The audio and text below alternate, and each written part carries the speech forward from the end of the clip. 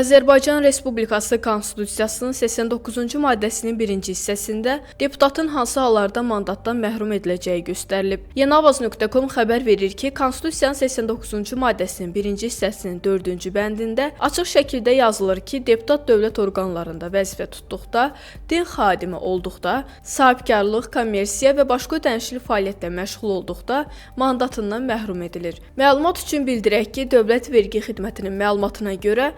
hazırda